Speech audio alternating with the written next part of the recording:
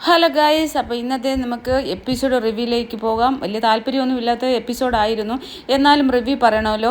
എന്തായാലും ആദ്യം തല്ലിയവരിൽ തന്നെ നമുക്ക് തുടങ്ങാം. മനീഷേട്ടനും അനുമോൾക്കും തന്നെയാണ് ഇന്നും തല്ല് കിട്ടിയിരിക്കുന്നത്. ലാലേട്ടൻ കുറച്ച് ബിഗ് ബോസ് സൈക്കോകളുടെ കയ്യിൽ കളിപ്പാവയായി എന്ന് തന്നെയാണ് എനിക്ക് തോന്നുന്നത്. കാരണം അവർ പറയുന്ന ഈ സൈക്കോ ബിഗ് ബോസ് അണിയറ പ്രവർത്തകർ പറയുന്ന കുറേ കാര്യങ്ങൾ ലാലേട്ടൻ വന്ന് നിന്ന് കാണിക്കുന്നു.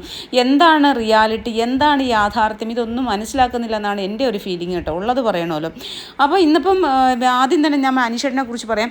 അനീഷേട്ടന് ഈ ജയിലിൽ ഏറ്റവും കൂടുതൽ 4ാമത്തെ തവണ ഇപ്രാവശ്യം ജയിലിലിട്ട്. എന്തിനാണ് ജയിലിലിട്ട പുള്ളി എന്ത് വലിയ തെറ്റാണ് ചെയ്തത്?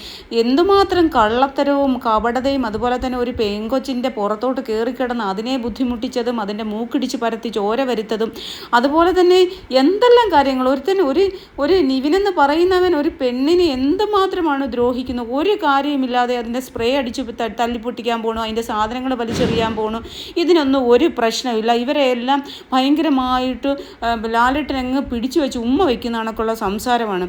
അപ്പം അവരാരും ജയിലിൽ പോകണ്ട. അനീഷ് എന്ന് പറയുന്ന വ്യക്തി പിന്നെ അനിമോള് തന്നെ പറഞ്ഞു എന്തിനാണ് അനീഷേട്ടനെ ജയിലിലിട്ടതെന്ന് എനിക്ക് മനസ്സിലാവും. നല്ലതായിട്ട് ടാസ്ക് കളിച്ചില്ലേ, നല്ലതായിട്ട് കാര്യങ്ങൾ സംസാരിച്ചില്ലേ, സ്ഫുടവും വ്യക്തമായിട്ട് സംസാരിച്ചില്ലേ.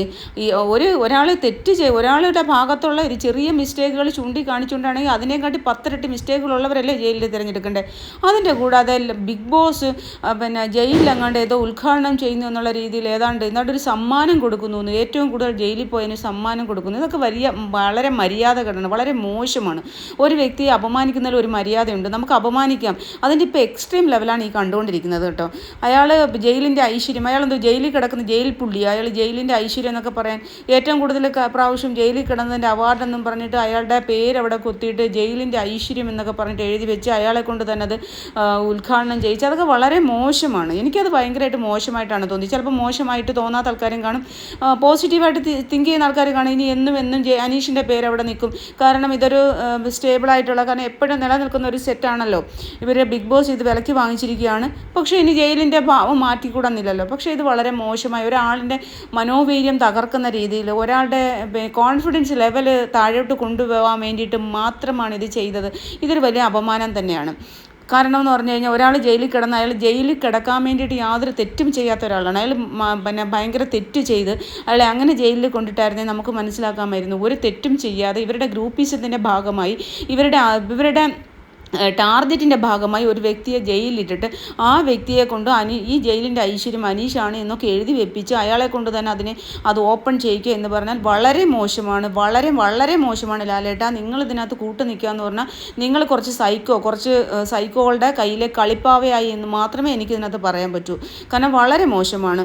It's too much. ഇതൊക്കെ വെറുതെ വളരെ എക്സ്ട്രീം ലെവലാണ് ഇപ്പോൾ ഈ കാണിച്ചത്. ഇനി നമുക്ക് അനുമോളിലേക്ക് വന്നു കഴിഞ്ഞാൽ, ഒരു പെങ്കൊച്ചല്ലേ, ഒന്നുമില്ലെങ്കിൽ ഒരു പെങ്കൊച്ചല്ലേ, ഒരാളിനെ വലിച്ചു കീറുന്നതിന് ഒരു മര്യാദ വേണ്ടേ? കഴിഞ്ഞ എപ്പിസോഡിൽ ഞാനിത് പറഞ്ഞതാണ്.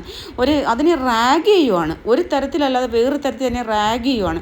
അത് കുറ്റം ചെയ്തിട്ടുണ്ടെങ്കിൽ അവൾ പോയി ജയിലിൽ കിടന്നിട്ട് വന്നു. പിന്നെയും ഇങ്ങനെ എന്തിനാണ് അപമാനിക്കുന്നത്? അവളെ ഇവിടെ കാണിച്ച ആൾക്കാരൊക്കെ തലോടൽ, ചിരിച്ചു കളയുന്നു, അവരെ അങ്ങ് ഭയങ്കരമായിട്ട് സോപ്പിട്ട് അവരെ അങ്ങ് നികർത്തുന്നു. എന്തോന്ന് എനിക്ക് അതിനെക്കുറിച്ച് ഞാൻ പറഞ്ഞില്ലേ, നെക്സ്റ്റ് വീഡിയോ ഞാൻ അതിനെക്കുറിച്ചാണ് ഇടാൻ പോണത്. എന്തെങ്കിലും പറയുമ്പോൾ കളിയാക്കി രസിക്കുന്നു. അതെനിക്ക് ആരിൻ്റെയൊക്കെ മുഖം കണ്ടില്ലേ, ആരിനുമൊക്കെ എന്താണ് കാണിക്കുന്നത്.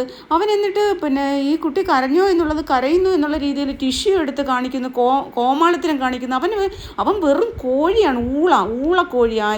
അവൻ്റെ ഈ ഒരു വൃത്തികേടുകൾക്ക് കൂട്ടി നിൽക്കുന്ന എന്തിനാണ് ഈ ലാലേട്ടനെ പോലുള്ള ഒരു വ്യക്തിയൊക്കെ?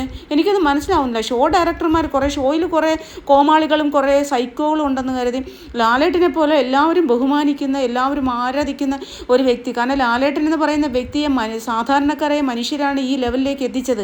അപ്പോൾ സാധാരണക്കാരുണ്ടെങ്കിലേ ഏതൊരു സെലിബ്രിറ്റിയും ജനിക്കുന്നുള്ളൂ.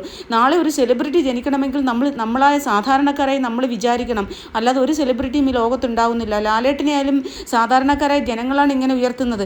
അത് കഴിഞ്ഞിട്ടില്ലേ പുള്ളി PR കൊടുത്തിട്ടില്ലേ? പുള്ളിയുടെ PR ആണ്, പുള്ളിയുടെ ഫാൻസ് എല്ലാം പുള്ളിയുടെ PR ആണ്. പുള്ളിയുടെ PR ഉണ്ടായതുകൊണ്ടാണ് പുള്ളി നീക്കുന്നത്. അപ്പോൾ ഒരു പെൺകുട്ടിയെ വലിച്ചു കീറുന്നതിന് ഒരു മര്യാദയുണ്ട് ലാലേട്ടാ.